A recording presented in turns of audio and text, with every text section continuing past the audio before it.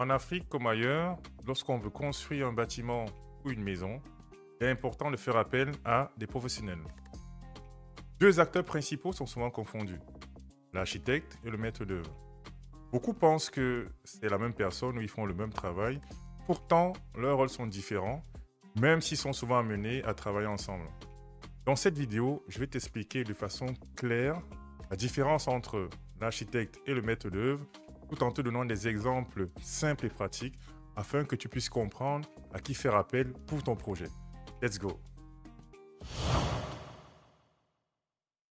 Donc, comme j'évoquais tout à l'heure, nous allons discuter et évoquer deux corps de métier, d'accord, deux acteurs principaux dans le bâtiment, c'est-à-dire l'architecte et le maître d'œuvre.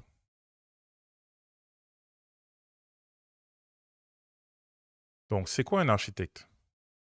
Un architecte, c'est un professionnel formé dans une école d'architecture. Environ, c'est entre 5 et 7 ans. Il possède un diplôme d'État. Ça veut dire qu'un architecte, à la sortie de l'école, voilà, il va avoir un diplôme, il sera reconnu par l'État. D'accord. Donc, son rôle principal, c'est d'imaginer, concevoir et dessiner les plans d'un bâtiment. C'est lui qui donne forme à tes idées. Ça veut dire que quand on a une idée, un projet de construction, on vient voir un architecte et l'architecte, en fait, il va concevoir et dessiner les plans. Il a des missions. Donc, parmi ces missions, c'est d'écouter les besoins du client, donc qui est toi. Donc, il va écouter tes besoins. Voilà, si tu as envie de créer, par exemple, ou alors de construire une maison avec un toit plat, etc., il va les comprendre. Et il va schématiser ça pour donner vie, en fait, à tes rêves. Et de proposer un design ou un style moderne ou traditionnel, faire les plans détaillés. Donc, il va réaliser les plans détaillés intérieurs et extérieurs. Veiller à ce que le bâtiment soit beau, fonctionnel et sûr. Donc, j'ai fait une vidéo auparavant où je parlais des trois principales fonctionnalités d'un bâtiment.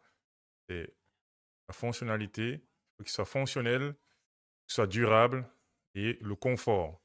D'accord? L'architecte, en fait, il va réaliser ces trois vœux-là. C'est-à-dire qu'il va mettre dans un projet global le confort, la fonctionnalité et la durabilité.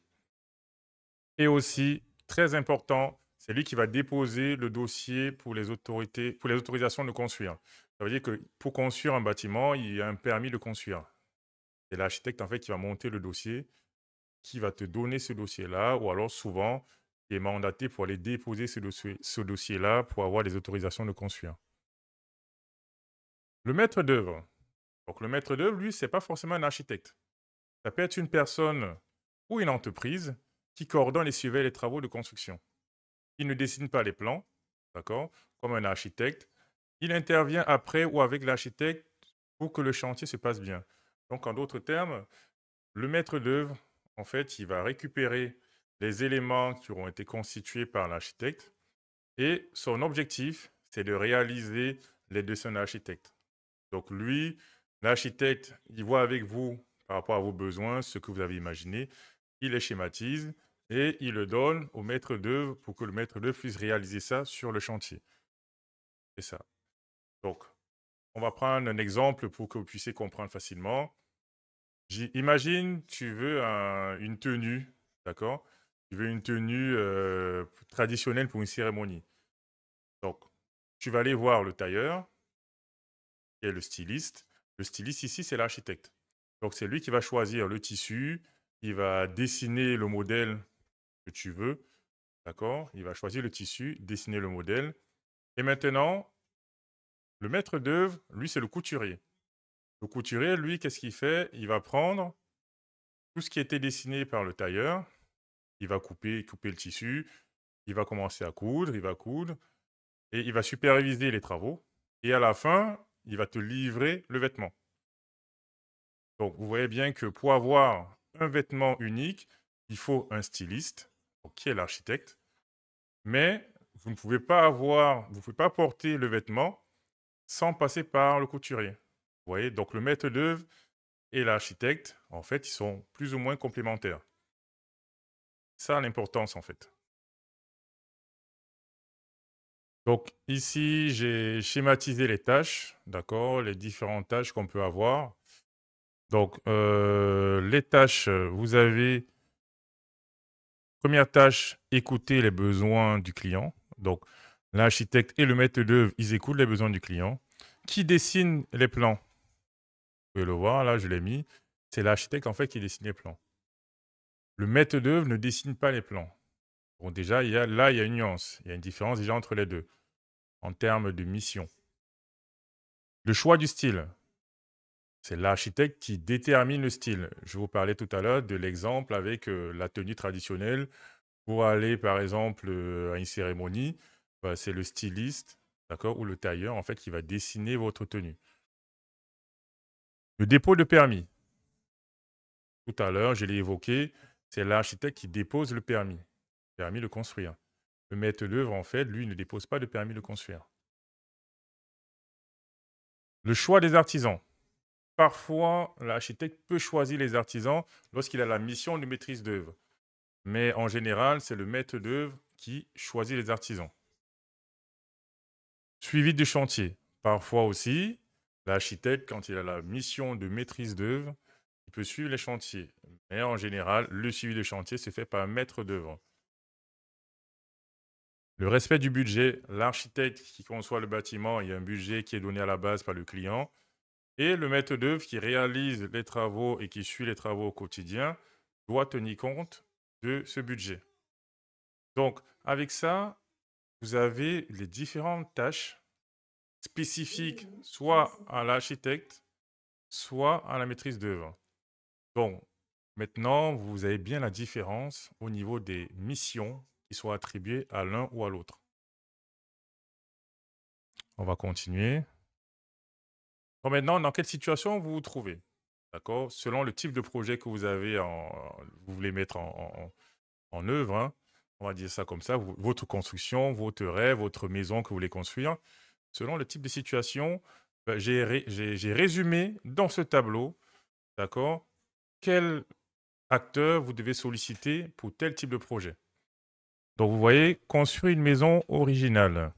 Pour construire une maison originale, il est obligatoire de passer par un architecte. Un maître d'œuvre, il est conseillé pour pouvoir réaliser vraiment la maison dans les règles de l'art. Il est conseillé de passer par un maître d'œuvre. Agrandir une maison. On passe par un architecte pour agrandir une maison et on a besoin d'un maître d'œuvre pour réaliser les travaux, d'accord, pour les suivre, les superviser. Réparer un toit. On n'a pas besoin d'un architecte pour réparer un toit, mais on a besoin d'un maître d'œuvre pour réparer un toit. Construire une maison simple, si les plans ont déjà été faits. Là, on n'est pas obligé de passer par un architecte. Parce que souvent, vous pouvez avoir des maisons qui sont construites avec des plans qui sont déjà réalisés. Il y a souvent des indépendants qui peuvent réaliser des plans quand c'est une maison simple, hein, réaliser des plans, mais vous aurez quelque part une importance de prendre un maître d'œuvre pour réaliser ces travaux-là. Donc, les plans, parce que si les plans ont déjà été faits, le maître d'œuvre, lui, c'est comprendre les plans, d'accord, faire le lien entre les plans et la réalisation sur le terrain. Bâtiment public ou immeuble, c'est obligatoire d'avoir un architecte, comme c'est obligatoire d'avoir un maître d'œuvre lorsqu'on veut construire un bâtiment public ou un immeuble.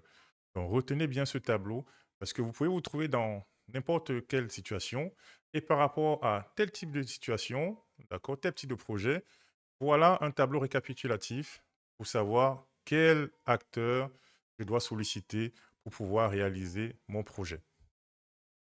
Très important aussi, l'État exige parfois l'intervention d'un architecte pour les grandes constructions. Ça veut dire que quand vous voyez des grands projets, en général, c'est l'État exige qu'un architecte soit sollicité pour pouvoir réaliser ces grandes constructions-là. Donc, nous arrivons à la fin de cette vidéo. J'espère avoir été très court, très simple, pour que vous puissiez comprendre la différence entre un architecte et un maître d'œuvre. Laissez-moi en commentaire dans quelle situation vous vous trouvez actuellement et nous pourrons échanger pour savoir quel acteur vous avez besoin pour la réalisation de votre projet. Merci de m'avoir écouté, merci de m'avoir suivi. Et comme je dis toujours, à chaque problème, une solution. À très bientôt.